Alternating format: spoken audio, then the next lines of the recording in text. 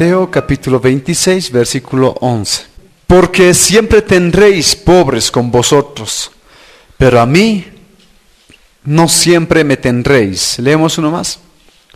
Porque siempre tendréis pobres con vosotros, pero a mí no siempre me tendréis. El título en el verso 6 dice: Jesús es ungido en Betania. ¿Ya?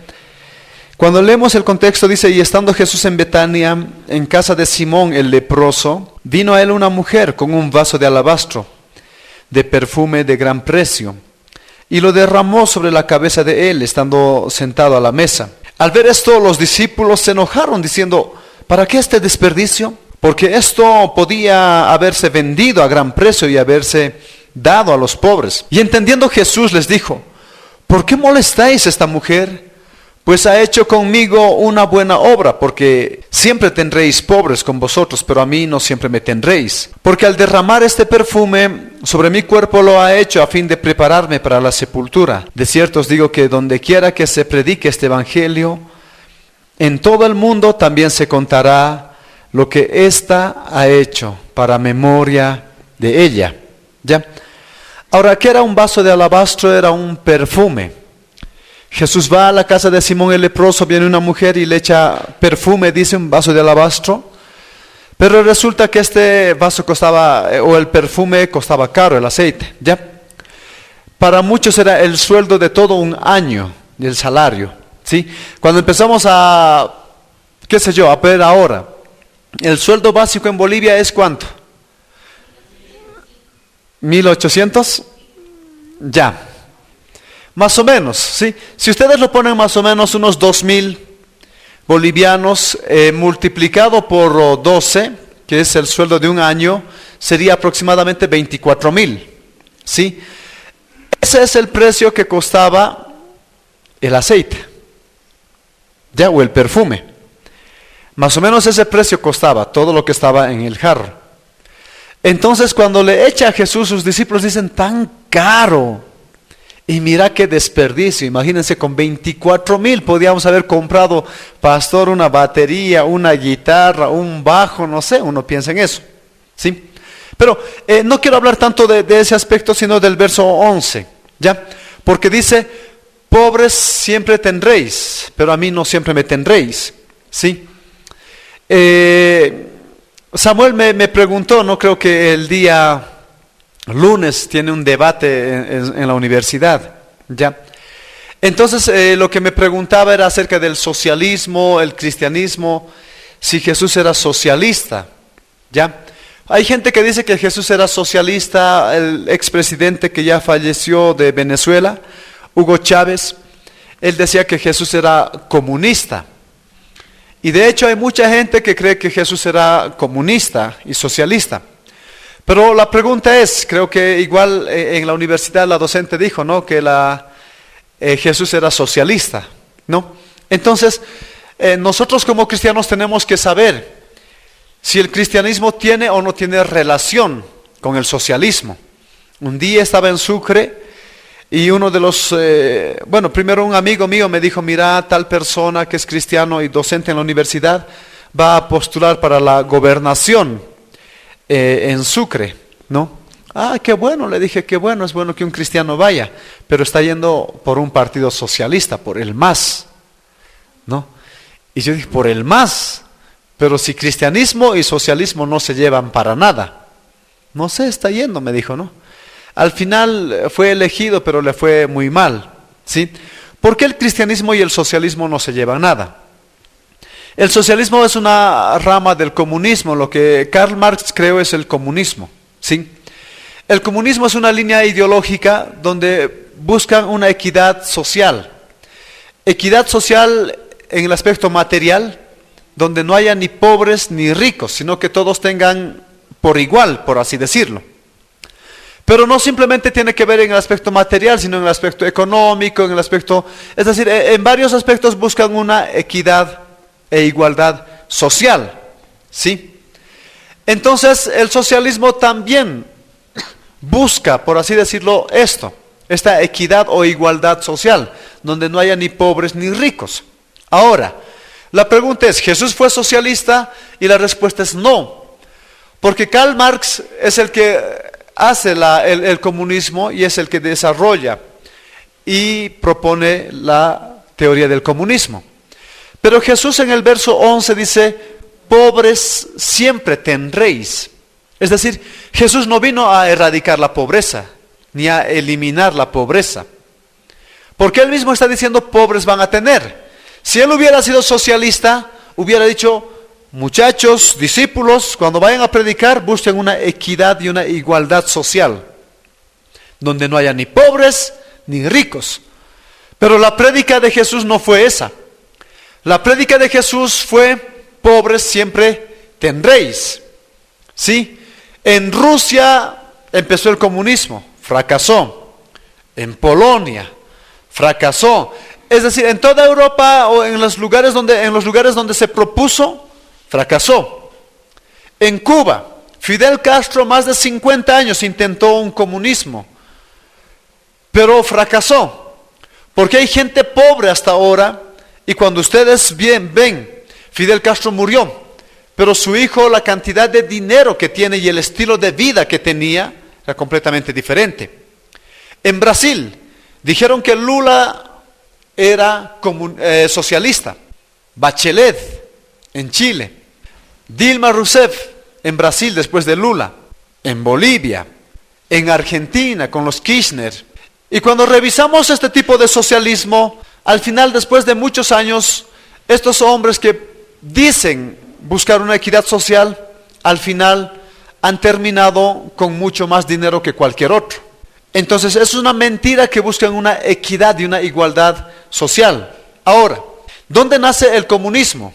Si bien siempre ha habido líneas ideológicas, pero en 1776, memoricen esta fecha, 1776, Meyer Rothschild es un hombre alemán de raíces judías, ¿sí? Entonces, ¿qué es lo que él hace? Él quería buscar un gobierno global porque era un banquero, ¿sí? Trabajaba en el banco, pero más allá tuvo sus bancos. Pero resulta que él hizo un proyecto para cómo gobernar todo el mundo en 1776. Entonces, como él tenía ya mucho dinero, empezó a prestar dinero, se dio cuenta de una cosa, que no le convenía prestar dinero a las personas en el banco.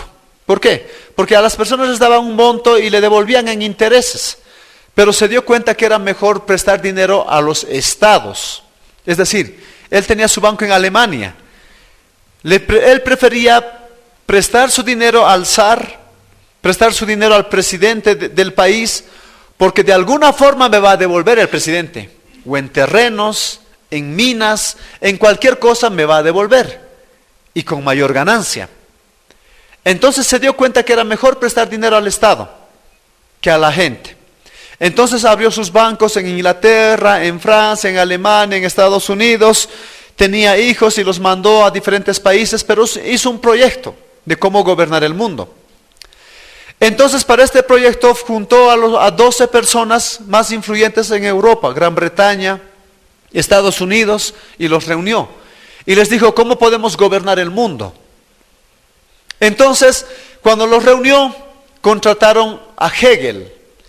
¿Quién es Hegel? Filósofo alemán, el padre de la dialéctica. ¿Qué te dice la dialéctica? Te presenta una tesis, la antítesis, que es una oposición o un pensamiento opuesto a la tesis, y de estas dos sale una síntesis, ¿sí? Es decir, alguien dice blanco, esa es la tesis, una primera afirmación. La antítesis es la negación a la primera afirmación, ¿sí? Entonces yo digo, no es blanco, es negro, estoy negando esa primera afirmación. Y la síntesis viene en base a estas dos, ¿sí? Para muchos la negación de la negación o la afirmación de la afirmación, como ustedes quieran, dialéctica. ¿Están memorizando? ¿Sí o no? Ya. Entonces lo contratan a Hegel y le dicen, ¿cómo podemos gobernar el mundo? Y les dice, fácil. En 1500 estamos saliendo de la Reforma, ¿sí? ¿Qué es la Reforma? Cuando Jesús predica el Evangelio y les dice a sus discípulos, vayan y prediquen por todo el mundo, resulta que sus discípulos empezaron a predicar por todo lugar. Tanto que hasta el siglo III y siglo IV, después de Cristo, es decir, hasta el año 300, 320, 325, ya un 70% del imperio romano eran cristianos. Era cristiano, ¿sí? Entonces, ¿qué es lo que hace Constantino, emperador romano? Él declara al cristianismo como la religión oficial del imperio romano. Y cuando hablamos del imperio romano no estamos hablando de Roma como ciudad o como país, ¿sí? Roma está dentro de Italia. Estamos hablando de un imperio que había conquistado Grecia, que había conquistado Medio Oriente, hasta Egipto, es decir, había conquistado muchos lugares. Entonces, habían predicado tanto que el 70% del imperio romano eran cristianos y declaran como religión oficial el cristianismo, ¿sí? Entonces, ¿qué es lo que pasa? Hasta el año 1500 todos eran cristianos. Aunque querían o aunque no querían, todos tenían que ser cristianos, a la fuerza. Pero en ese proceso, la Iglesia Católica se equivoca en muchas cosas, la Iglesia de aquel entonces. Empiezan las indulgencias, ¿sí? Bueno, no voy a entrar en mucho detalle en algunas cosas, si no voy a tardar más, ¿ya? Entonces, hasta el 1500 había una sola religión. Pero resulta que hay un sacerdote, Martín Lutero, si quieren anoten el nombre. Martín Lutero, que se da cuenta que lo que está la iglesia enseñando dentro del imperio está equivocado. Estaban cobrando dinero por los pecados. ¿Qué has hecho? He mentido. Te cuesta 50 bolivianos, por así decirlo, hablando contextualizando, ¿ya? Entonces empezaban a cobrar por los pecados y Martín Lutero dice, está mal, no es así. Al final se rebela contra la iglesia y a ese evento lo llaman la Reforma. Porque como que la doctrina verdadera se estaba reformando y estaba empezando a surgir, porque estaban enseñando todo mal, hasta el año 1500 más o menos, ¿sí? Hasta ahí estamos entendiendo. Entonces, ¿qué es lo que les dice Hegel? Hasta ese entonces, como la religión oficial del cristianismo, todos creían en Dios. Nadie podía decir no existe Dios. Todos a la fuerza tenían que creer en Dios. Entonces Hegel les dice, hoy la gente cree en un Dios que no se ve. Para gobernar el mundo, ustedes tienen que crear una doctrina sociopolítica donde niegue por completo la existencia de Dios. Entonces, al final de los tiempos, ahora recuerden que la tesis es que creen en Dios, pero en un Dios que no se ve. La tesis. La antítesis, creen en una doctrina sociopolítica, la negación a la primera afirmación, ¿sí? Entonces, tienen que crear una doctrina donde niegue por completo a Dios. Esta doctrina tiene que decir que Dios no existe. Al final de los tiempos, la gente va a volver a creer en Dios, pero no en un Dios que no se ve, sino en un Dios que se ve, un hombre que gobierne todo el mundo, porque ellos estaban buscando cómo gobernar el mundo, ¿ya? Entonces Hegel, filósofo alemán, les da esa dialéctica. Entonces, ¿qué es lo que ellos hacen? Estos 12 contratan a Karl Marx, era un filósofo, y le dicen, queremos que tú crees o hagas una doctrina sociopolítica donde niegue por completo la existencia de Dios. ¿Y quién es el padre del comunismo? Karl Marx, o Carlos Marx, de ahí viene el marxismo, o algunos dicen este es marxista, de ahí viene. Entonces, ¿qué es lo que Karl Marx hace? Hace una doctrina donde niega por completo la existencia de Dios. En Rusia han perseguido a los cristianos. En China, Mao ha perseguido a los cristianos. En Polonia, en Cuba y en otros países han perseguido a los cristianos porque decían no existe Dios. Y cualquiera que hable de Dios lo vamos a matar. Han matado a muchos cristianos. Entonces estamos viendo dónde empieza esa idea, ¿sí? Del comunismo. Y de ahí viene el socialismo. Ya es una rama simplemente que es casi similar, cambia en algunas cosas. Pero hasta ahí me están entendiendo del cómo nace y dónde nace, ¿sí? Entonces, cuando nosotros somos cristianos, ¿podemos ser socialistas? No podemos ser socialistas, porque somos cristianos. ¿Podemos ser comunistas? No podemos ser comunistas, porque somos cristianos. Ahora, el socialismo es una línea ideológica opuesta al capitalismo. Por ejemplo, en Estados Unidos son capitalistas, no son socialistas, ni son comunistas. Hoy nosotros en Bolivia tenemos un país socialista, y el socialismo tiene su propia estructura de gobierno, desde el aspecto político, social, económico, cultural, tiene toda una línea, ¿sí? Entonces, el socialismo te dice, si aquel tiene más, tú le tienes que quitar y le tienes que sacar al que tiene más para darle al que tiene menos, al pobre. El cristianismo no te dice eso. El cristianismo tiene su propia línea ideológica en cuanto a la economía. ¿En qué sentido? En el sentido de que si nosotros damos y compartimos con alguien, no es porque alguien nos obliga, es porque nos nace en el corazón. Hugo Chávez dijo, Jesús era comunista, porque dice la Biblia que en Hechos todos los hombres tenían las cosas en común. Pero ¿qué es lo que el comunismo hace? Este tiene 2 casas y solo tienes que tener una. Aquel no tiene, te voy a quitar tu casa y le voy a dar a aquel otro. Pero el cristianismo no te dice, tienes que quitarle la casa. El cristianismo te dice, si te nace en el corazón y ves gente que necesita, entonces dale, pero por tu propia voluntad. No es que te obligo ni te quito. ¿Están viendo la diferencia entre el comunismo y el cristianismo? Estamos viendo en el aspecto económico. ¿Cómo nosotros nos manejamos? El capitalismo, por ejemplo, te dice que tienes que tener un capital. Hablando de capital, podemos hablar desde el aspecto económico, que uno que puede tener dinero, 50,000, 100,000, 1,000,000, 200 millones, es un capital. Pero hablando del aspecto material. Pero también hay un tipo de capital que tiene que ver con el aspecto intelectual. Hay personas que no pueden tener dinero, pero tienen intelectualidad y conocimiento. Entonces, a partir de ese conocimiento pueden crear un capital, porque el capital está en su conocimiento, ¿sí? Entonces, a partir de eso, se trata de cómo hacer multiplicar y generar recursos a partir de un capital, y que esto tiene que ir siempre en aumento. ¿Qué te dice el cristianismo? El cristianismo te dice, en Efesios 4:28 te dice, si tú tienes dinero, no es para que te enriquezcas ni tengas grandes cosas. Es para que cuando trabajes, y estamos hablando de un capital humano, porque tú tienes habilidad, virtud, capacidad, dice, tú trabajas y tienes que, el que hurtaba no hurte más, dice Efesios 4:28, sino trabaje, haciendo con sus manos lo que es bueno, para que tenga que compartir con el que padece necesidad. El cristianismo no te incita a tener muchos bienes materiales. No te incita a tener grandes negocios y grandes empresas y mucho dinero.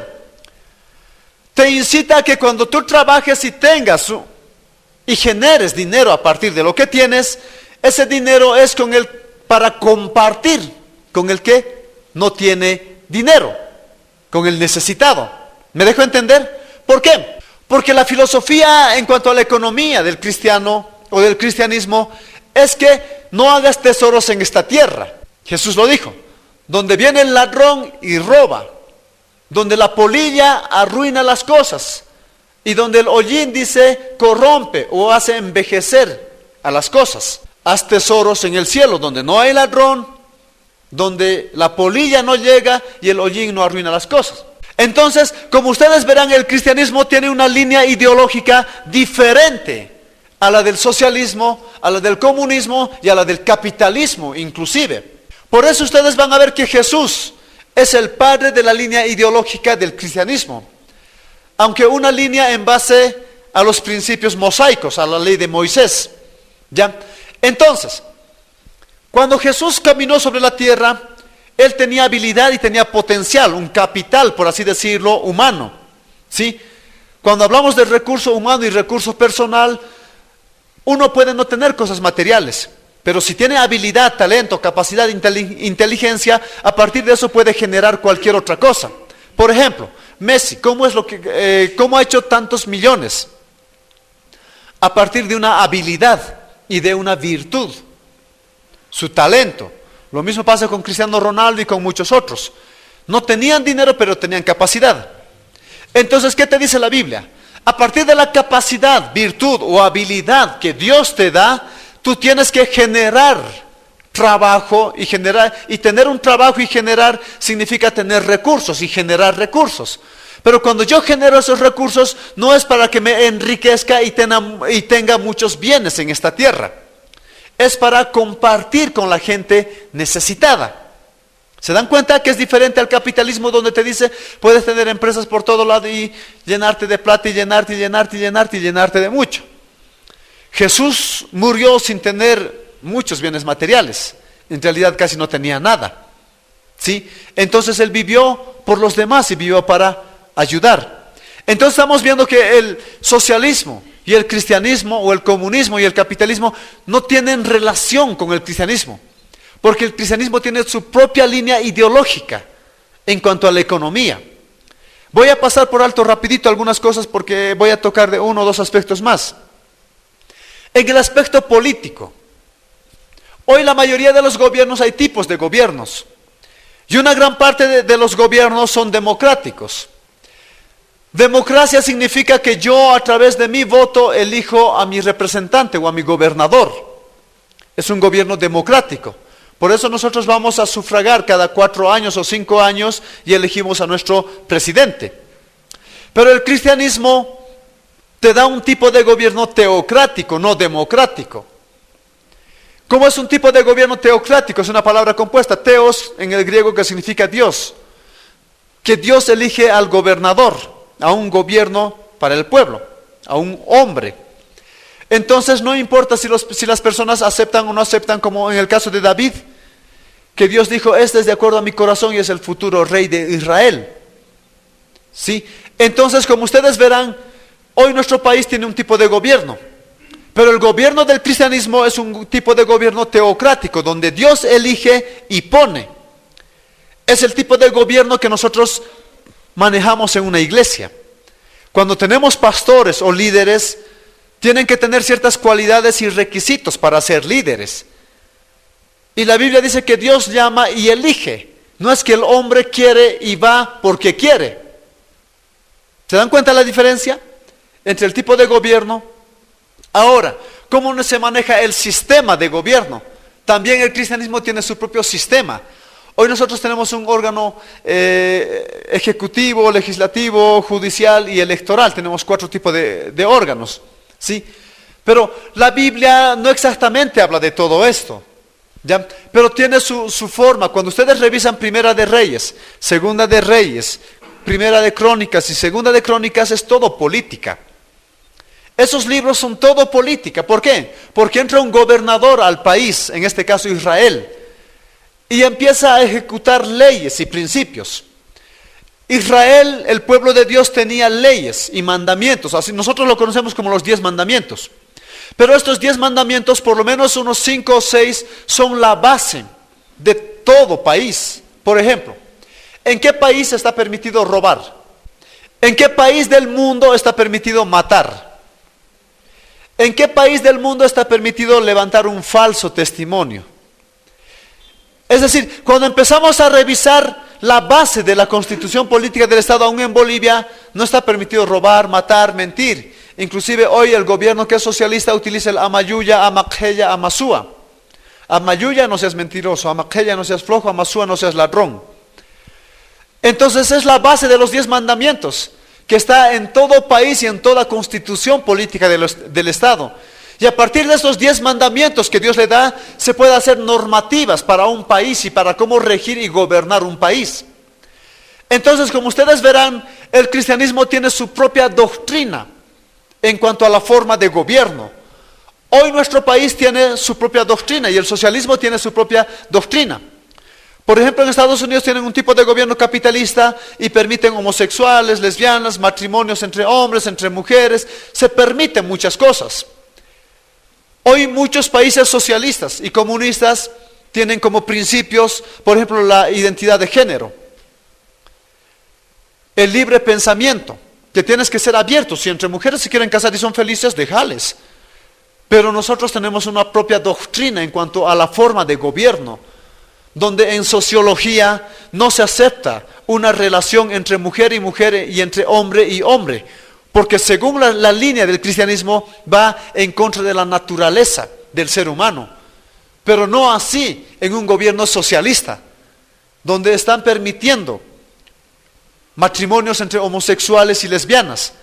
Entonces, como ustedes verán, hay muchas diferencias, no es simplemente poco. Para hablar de esto es mucho, hermanos, pero hoy estamos dando una macrovisión del cuál es la diferencia entre cristianismo, socialismo, capitalismo, marxismo, comunismo, y que el cristianismo tiene su propia forma de gobierno, aún en cuanto a lo cultural. Cultura para muchos es lo que dos o más personas practican y tienen en común, en cuanto a economía, música, arte, pensamiento y en otros aspectos. Es decir, por ejemplo, el rock and roll para muchos es una cultura en cuanto a la música, porque hay más de dos personas que tienen ese gusto hacia la música, y es una cultura. Los hippies es otra cultura. Los emos es una cultura, porque dos o más practican su forma de vestimenta y tiene que ver con economía, música, arte, tiene que ver con varios aspectos. El cristianismo también tiene su propia cultura. Por ejemplo, cuando nosotros venimos aquí, levantamos nuestras manos y decimos aleluya. ¿Por qué cuando éramos mundanos no utilizábamos esa terminología? Porque es una terminología cristiana. Solo los cristianos utilizan esa terminología. Cuando alguien viene y te dice, vos vas a ser un gran profesional, y alguien dice, amén, en el nombre de Jesús yo creo eso. Pero ¿por qué dices amén? ¿Por qué dices en el nombre de Jesús? Porque el cristianismo tiene su propia cultura en cuanto a la forma de vestir, a la hora de hablar, en el momento de pensar, de actuar, de economía. Es decir, el cristianismo tiene su propia cultura en todo sentido. Por ejemplo, nosotros los cristianos no estamos permitidos, de acuerdo a la línea ideológica que tenemos, el que las mujeres se vistan con ropas extravagantes. Que se pongan escots, las mujeres, y que se vea parte de su cuerpo, o que se pongan vestidos así tan cortos. No se permite. Porque la Biblia dice tienes que vestirte decorosamente. Entonces no nos permite la Biblia ponernos, pendientes de oro, en el caso de anillos, aretes y otras cosas. Porque Pablo dice nada de oro. Entonces hay cosas en las cuales nosotros nos manejamos en base a esos principios. El mundo tiene otros principios. Como ustedes verán, el cristianismo a la hora de la cultura tiene su propia cultura. A la hora de vestir, tiene su propia cultura. En el momento de hablar, no nos está permitido hablar palabras que tengan o estén mal aplicadas. ¿Sí? Entendemos que no hay malas palabras, les dijimos, pero hay palabras mal aplicadas. Permítanme dar el ejemplo en algunas. Mierda. Y alguno dirá en una iglesia, ¿cómo el pastor va a hablar esa palabra? No es una mala palabra. Mierda es excremento. Sí, cuando uno va al baño y defeca, es excremento, eso significa.